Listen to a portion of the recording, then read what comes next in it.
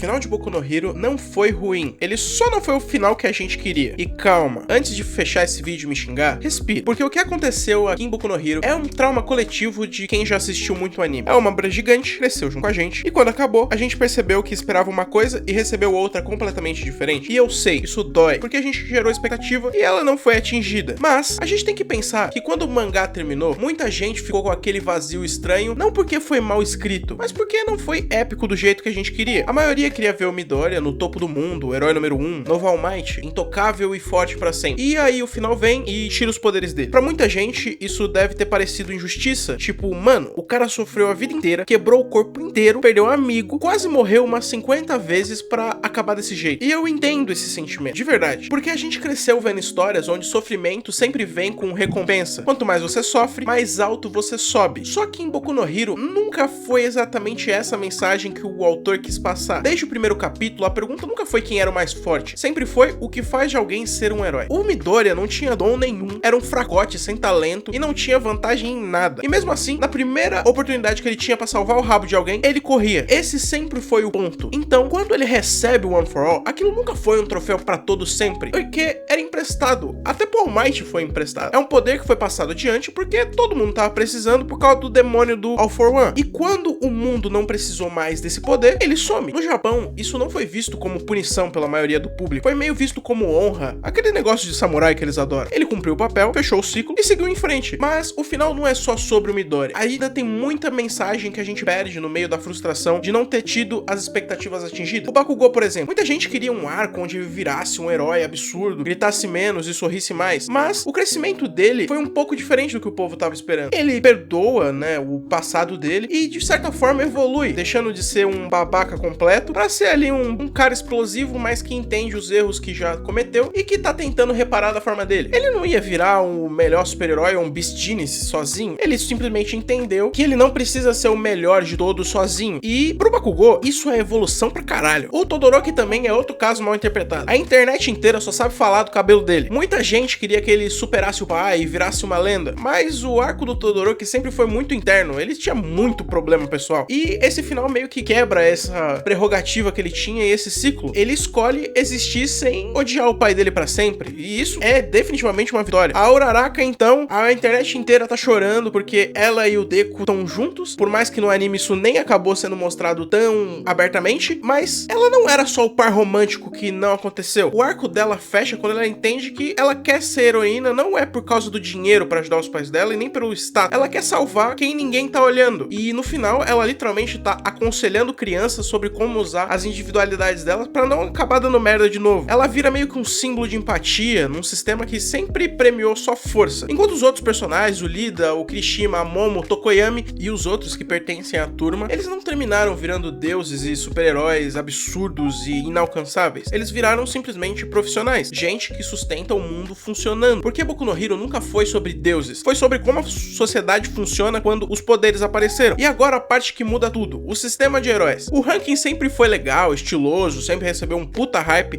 mas pensa comigo, funcionava mesmo? O mundo inteiro dependia de um cara, que era o All Might. Quando ele não tava no Japão, dava merda. Quando ele não tava na América, dava merda também. E olha isso, o All Might é basicamente o herói americano clássico. Ele é mais forte, é um símbolo absoluto e é o salvador solitário. O cara é o Superman dos animes. E ele mostra no anime que isso é muito frágil, porque quando ele cai, tudo vai pra merda. O caos não surge porque faltam heróis, surge porque o sistema dependia de mais de um só. Então sim, existe uma crítica aí, quase uma sátira do autor. O problema nunca foi quem é o número 1. O problema foi precisar de um número 1. E o final quebra isso. O Deku não vai virar um novo All Might porque o mundo não precisa de um novo All Might. Ele precisa de um professor. E eu sei que isso deixou muita gente puta. Mas culturalmente, lá no Japão, isso é um mérito enorme. Porque professor lá não é plano B. Professor é a base da educação no Japão. E o Deku, ele vai deixar de salvar as pessoas só no soco pra formar heróis melhores do que ele jamais seria sozinho. Ele vira aquilo que o All Might foi pra ele, mas de um jeito um pouquinho mais saudável. Eu diria que é menos messiânico, sabe? Ele é mais humano. E entra o ponto mais difícil de aceitar. A gente queria ver o Deku ganhando tudo e no final ele só ganha uma roupa de Tony Stark e tá ali trabalhando meio que de apoio. Mas a gente precisa entender que esse final, ele construiu uma base estável pra aquele mundo. Um mundo mais coletivo. E eu acho que é isso que o autor queria passar. O final é perfeito? Não. Tá longe de ser perfeito. Tem coisa que é muito apressada, tem personagem que merecia muito mais tempo. E tem despedida que dava pra doer muito mais. Mas ele é coerente coerente. E coerência num shonen longo é muito difícil. Boku no Hero não terminou dizendo esse é o herói mais forte do mundo. Ele terminou dizendo que eles se formaram a maior escola de heróis, né? E eu acho que é um erro muito de tradução, porque é uma mensagem muito madura e que foi muito presa nesse negócio de eu sou o herói mais forte. E agora eu quero saber o que vocês acharam desse final e o porquê ele te frustrou tanto. Vocês conseguiram entender os pontos que eu trouxe aqui? Ou depois de pensar